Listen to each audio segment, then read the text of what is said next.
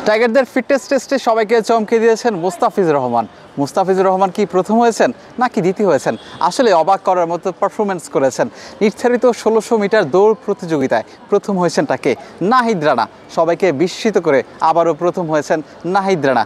৫.৩১ সেকেন্ডে ১৬০০ মিটার দূরত্ব অতিক্রম করেছেন। যেটা বলছিলাম, আসলে মুস্তাফিজুর রহমান আসলে কি করেছেন। মুস্তাফিজুর রহমান নির্ধারিত সময়ে আসলে ১৬০০ মিটার দূরত্ব অতিক্রম করতে পারেননি। যদি ফিটনেসের পাস মার্কের কথা বলি তাহলে কিন্তু তিনি পাস করতে পারেননি। তাহলে কি তিনি এশিয়া কাপের স্কোয়াডে যাবেন না বা এশিয়া কাপের স্কোয়াডে থাকবেন না, এশিয়া কাপ থেকে বাদ পড়বেন? বিষয়টা কি আসলে এমন?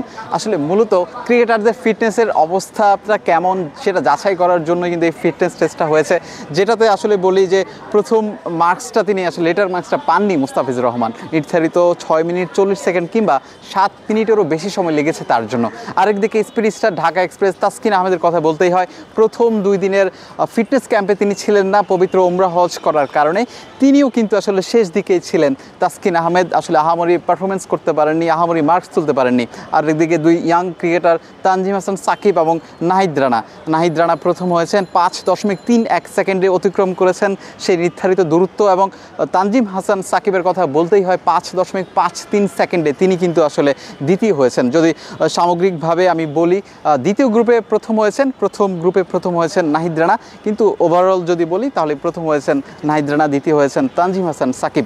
এবং মেহেদী হাসান মিরাজ কিন্তু প্রথম গ্রুপে দ্বিতীয় হয়েছেন, তৃতীয় হয়েছেন মুশফিকুর রহিম। এই দুজন ক্রিকেটারের কথা আসলে কেন বলতে হয়? মুশফিকের কথা আলাদা করে না বললেই নয়। গত ১.৫ যুগেরও বেশি সময় কিন্তু তিনি যে ফিটনেসের সেরা, সবার আগে অনুশীলনে আসেন, সবার আগে নিজের কাজটা সেরে নেন, সেটা কিন্তু তিনি আবার প্রমাণ করেছেন। এশিয়া কাপের স্কোয়াডে থাকবেন না কিংবা ওয়ানডে টি-20 ফর্মেটও তিনি নেই, কিন্তু টাইগারদের এই সবার সঙ্গে একসঙ্গে ফিটনেস টেস্টে অংশগ্রহণ করেছেন, পরীক্ষা দিয়েছেন। তিনি অবশ্যই বলার মতো একটা মার্কস করেছেন। এখন টাইগারদের এই ফিটনেস টেস্টে আমরা দুজন মানুষকে আসলে খুব মিস করেছে, ক্যাপ্টেন লিটন কুমার দাস, তাওহিদ হৃদয়। তারা আসলে ঠিক কী কারণে নেই, প্রথম থেকেই কিন্তু তাদেরকে দেখা যাচ্ছে না। তারা এই মুহূর্তে আসলে ছুটিতে আছেন, অধিনায়ক লিটন ছুটিতে আছেন এবং তাওহিদ হৃদয় ছুটিতে আছেন। এই দুজনকে ছাড়া কিন্তু বাকি সবাই আসলে অংশ নিয়েছেন।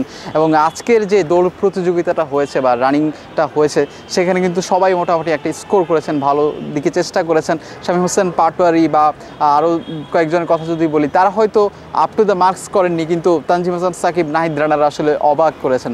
আর কয়দিন পরে কিন্তু এশিয়া কাপের মিশন শুরু হচ্ছে। টাইগারদের প্রথম অ্যাসাইনমেন্ট ১১ই সেপ্টেম্বর। তার আগে আমরা জানি ঘরের মাঠে নেদারল্যান্ডস টেস্ট আছে, সেখানে কিন্তু বাংলাদেশের স্কোয়াডটা এখনও ঘোষণা হয়নি। টাইগারদের ফিটনেস ক্যাম্পটা কিন্তু ১৪ই আগস্ট পর্যন্ত হবে। তারপর কিন্তু স্কিল ক্যাম্প হবে আমরা জানি। এরপর সিলেটে উড়াল দেবে টাইগাররা, সেখান থেকে আবার নেদারল্যান্ড সিরিজ এবং এশিয়া কাপের জন্য প্রস্তুতি সেরে নেবে। সব মিলিয়ে টাইগারদের প্রস্তুতি চলছে এশিয়া কাপ সামনে রেখে। এবং জাতীয় স্টেডিয়াম থেকে এই ছিল সবশেষ। বিলাল হোসেন শিমুল, ক্রিকেট 97।